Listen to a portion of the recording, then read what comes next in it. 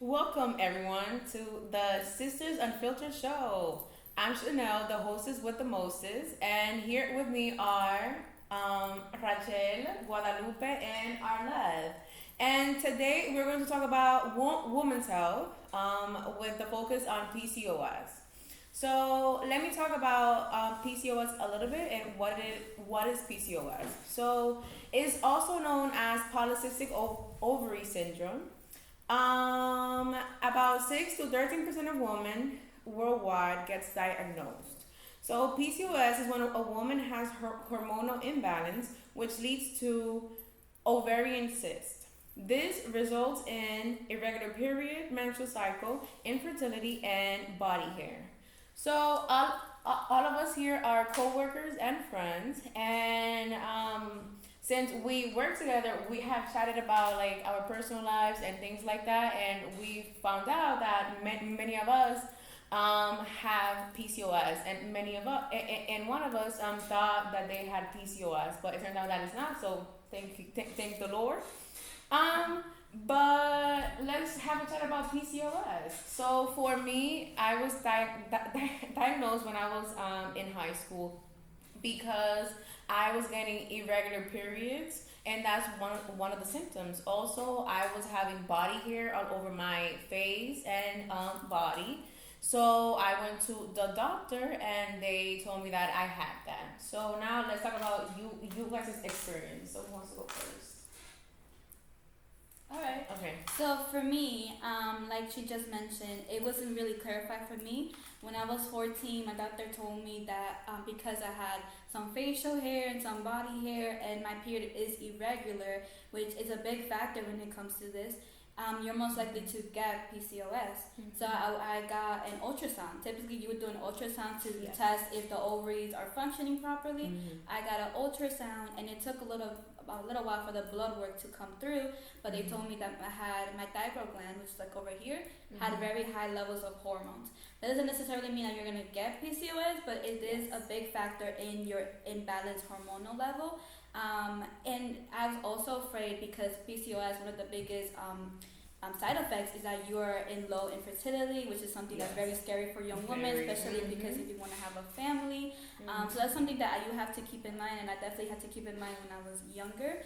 I also took birth control pills, so that definitely does help with the hormones. And it is a little bit tough. It can give you really bad side effects. Like I don't like birth control at all. No, me either. Hey, I'm against. I hate birth control. Like I get really bad side effects. And then you have to like be consistent with it, and that's the hard part because it's for the whole month, but then you're here like skipping them like once or twice or three times, and it's gonna defeat the purpose of like getting you how you're supposed to be, Right, like exactly. normalized, as they say. So it's one of the biggest things is birth control pills are most like the doctors are most likely gonna prescribe them to you when you're tested for PCOS. So that's something you have to always keep in mind. Yes. And how about you guys? So for me, it was, I would say, recently, within, I don't remember exactly how long ago, but I would say within probably like 3 to 5 years. For me, it was very easy to be diagnosed as I was having irregular periods, and then there was a certain point in my life where I went years without a period. Yes. So then when I went to the doctor, it was a big concern for them, as we all need our menstrual cycles, and they let me know that you could potentially get cervical cancer or ovarian cancer if you don't have your menstrual cycle. So that is how I got diagnosed, and I was immediately medicated for it. Yes. Okay. Same experience, but I got PCOS 8 years ago when I was in high school. It was a shock because I didn't know what was that. Yes. And someone telling you, oh, you got this, the only thing you think, okay, I'm gonna die. No. I've been drinking pills whole life. So I started drinking the pills, the beer pills, so I can have my regular period. So I stopped using it because that was causing me a lot of emotional stuff. I was feeling depressed. Even I got weight and more stuff. So right now I stopped drinking because they told me that I have to stop to make again my test to know if I still have the PCOS. But it's a challenge. It is. So let's talk about the challenges. For me, one of them is that I get facial hair. And as society stigmatizes that a woman should be pretty, should have a certain feature. And me in high school, for me, I didn't feel that way since I had hair. I felt so like I'm not a girl. Like I don't feel like a girl. I feel like so weird. Like why is this happening to me? So I felt like it affected my mental health. So my question is, how has it affected you, like emotionally? Like do you go through any emotional struggles? Definitely the facial hair one is a big one because like I mentioned, I was testing when I was 14 and no 14-year-old girl wants to feel so hairy and look at themselves in the mirror and be like, why do I look like this? Yeah. And that's something that definitely for me I had to deal with. Another one is like weight gain. When it comes to PCOS, one of the things that a lot of women do go through is either weight gain or weight loss. It really depends on your body and how it deals with PCOS. For me, I definitely gained weight, and then for a dramatic period of time, I lost weight. So definitely, it kept changing from losing weight to gaining weight, which is a very big struggle because you have to take certain foods, medications for it. So that was like one of my biggest issues, especially as a teenager. That's really rough. Yeah, especially as a teenager. Anyone else? I'm agree with that. Also, as I mentioned, emotional.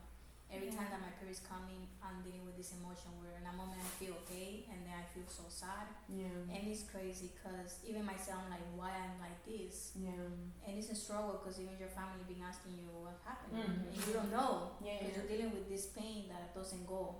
And it's coming every month. And you have to be mentally prepared that, okay, this is something that I have to accept. That is something that is happening. Yeah. And let them know other people, like, okay, I'm on my period. Like, be patient with me because sometimes I'm dealing emotionally with a lot of stuff, even stressful, because you got stressful for work, but also you're dealing with your period. So it is something complicated, and I'm being accepting that I have it, and tell people that I got this, so be patient with me. Yeah, that's definitely true. The emotional part is difficult to deal with. Yeah. Especially because you don't know how to deal with it. Yes. Anything? No, all I can say is I definitely relate. Mood swings is definitely something that affects me a lot, whether I be on my period or not. As well as facial hair. But definitely the thing is, when you get medicated, it does have a lot of side effects in the body. It does. Yes. That's one thing. Whether it be physical side effects or emotional, I think majority of us do go through it. That's my take. So guys, do you feel like you have gotten enough support? Because when it comes to PCOS, I feel like it's not talked enough out here. When I got it, I didn't know what it was. My doctor didn't specifically sat with me and spoke to me about this and this and this. Like I was oblivious about what this is, why is it happening, how can I really manage it? Because I don't believe in pills because as we have mentioned, the side effects and things like that, they're bad. So do you think that you have gotten a lot of support from this, or like you've been in the unknown? Well, I can speak about that because I've been changing my pills 3 times using different companies' names. The first one that I tried, it was making a lot of changes. This part over here increased a lot. It was so painful that I was like telling my doctor I cannot drink it anymore. The second one that I tried, it was causing me a lot of headache. And the last one that I just stopped using it is causing me a lot of emotional. Most of the time I'm so sad that I don't know why, but I know it's because of the pill. Even though this is kind of bad, also has a good part because I don't have acne anymore. That is something that is because of the pill. So now that I don't use the pill, I know I'm gonna go back with my acne.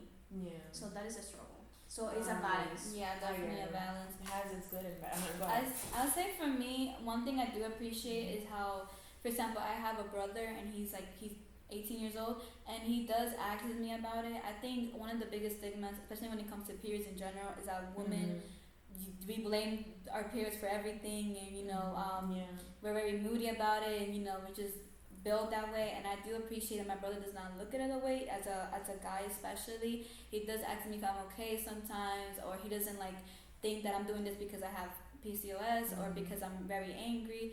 He just like calmly talks down to me and tells me like, I know you're in pain right now. I'll let you leave, because that's really all you need. It's just some support and somebody to really like talk to you about this. Because not everybody's gonna be fully with knowledge about PCOS, and not every guy, especially or man, are gonna be educated with it, because it's something that they're really educated with, or rather, it's something that they don't want to talk about. A lot of men don't want to talk about that because it might be uncomfortable. So it was really nice for my brother to be really open about it, and if I'm hurting, he'll give me something to drink and eat. Sweet. Yeah, so definitely that has been like a very good, helpful part. Is my brother being like that, because not every man would ever do that, let alone family. So, yeah. Yeah. Well, thank you guys for sharing, and I know this is not an easy topic because of all of the symptoms, all of the bad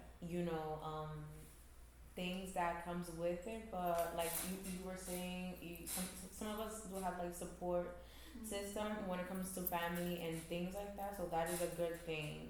So one more thing. So what encouraging words would you use to those people that have PCOS? Like if you meet someone that talks to you about that and they're like not feeling okay, like what would you tell them to help them in the moment to make them feel better? I would definitely say it's not a disease. Yes. It's a disorder. It is manageable. So definitely take better health, care of your health. And just take it day by day and just try to watch what you eat. Yes, definitely. I would say, first of all, I would say that if some girl would like come up to me and cry about it, I would say you're a woman. It's not an easy thing. It's definitely going to be challenging at times, but don't ever forget that you're a human and you're a woman, and it's something very normal. It's not something like out of the blue or something like crazy. It's a very normal thing, and it should be definitely normalized and should be talked about more. As well, I would tell them like never feel, even though it could be hard to feel shame at times, always be like open to talk to somebody who has knowledge in this, who is a professional, who is a doctor, who can give you more help with it, or who can definitely tell you drink this, eat this, and help you, still love yourself and still love your body while having this, because most women, it's very difficult to love their bodies when having PCOS. So it's very important to take care of your body and to love your body when having this, because it's gonna help so much like in the long term. Yes. Anything else? Just be brave. Yes. I always tell everyone you're so brave. I'm proud of you. You're doing your best, and love yourself. Even if it's hard, try. Yes, exactly. I do want to say to always love yourself no matter what, because you are you and you're unique. We're all unique and we're all built differently. If we would have been the same people, it would have been so strange seeing each other's faces every time, like personalities and everything wise. So love yourself every day. I want to thank you gals for coming here and talking about your experiences. Thank you very much. And thank you guys for tuning in today's episode. I hope you were able to grasp and understand more of what PCOS is, so you can spread the word and support those who have PCOS as well. See you next time, and at the same place and same time. Ciao. Bye.